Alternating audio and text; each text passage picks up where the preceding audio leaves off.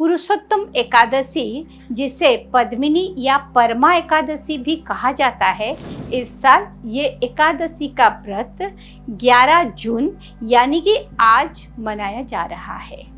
ये भगवान विष्णु के श्री कृष्ण अवतार को समर्पित है, क्योंकि ये एकादशी अधिक मास यानी कि जिसे स्वयं भगवान विष्णु ने अपना उत्तम नाम पुरुषोत्तम दिया है, इस मास में आती है।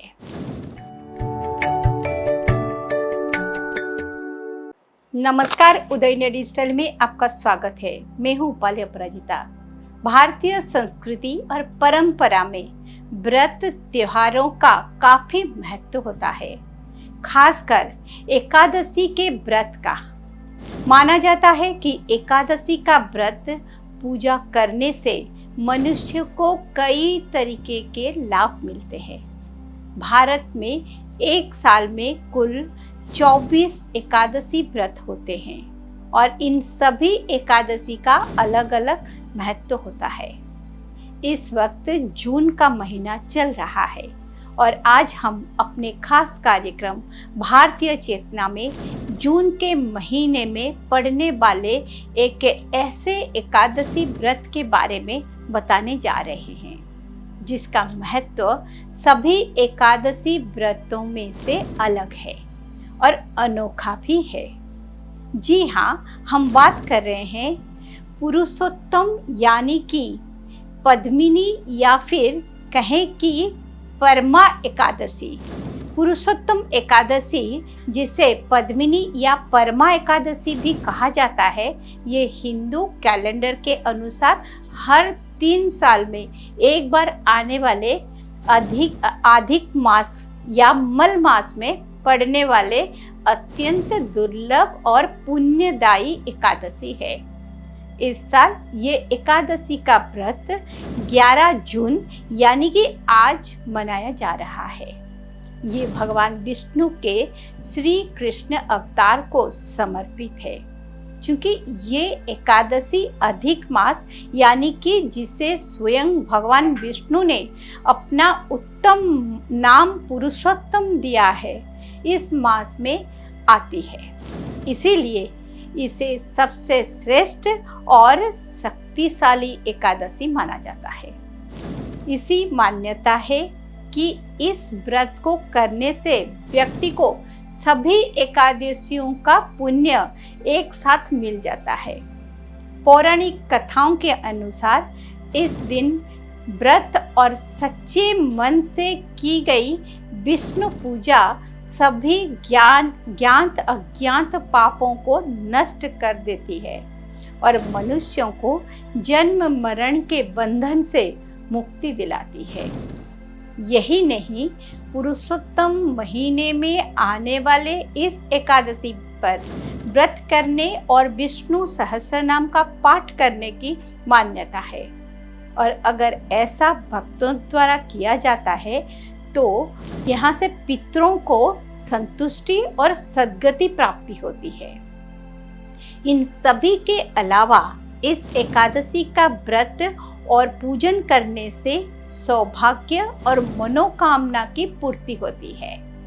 जिन लोगों को संतान प्राप्ति या जीवन में सुख समृद्धि की कामना होती है, उनके लिए ये व्रत बहुत फलदायक माना जाता है। मान्यता ये है कि इस व्रत को पूरा करने के कुछ ही समय में भक्तों की मनोकामना पूरी हो जाती है। पुरुषोत्तम एकादशी की एक अन्य मान्यता भी है। देवी लक्ष्मी ने स्वयं इस व्रत का पालन किया था, जिससे महिलाओं को अखंड सौभाग्य और परिवार में खुशहाली का आशीर्वाद मिलता है।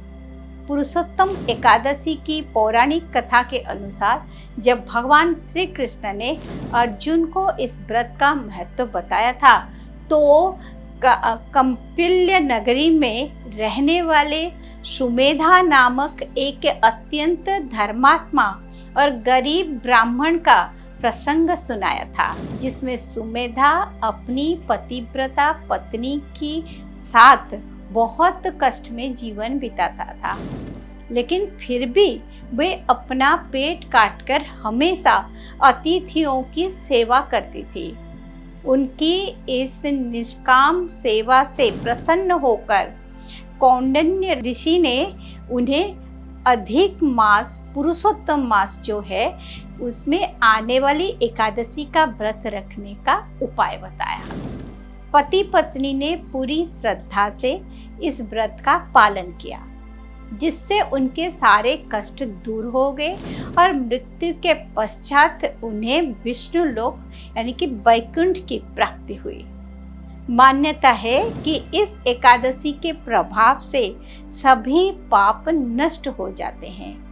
तब से ही पुरुषोत्तम एकादशी पूरे भारतवर्ष में मनाई जाने लगी।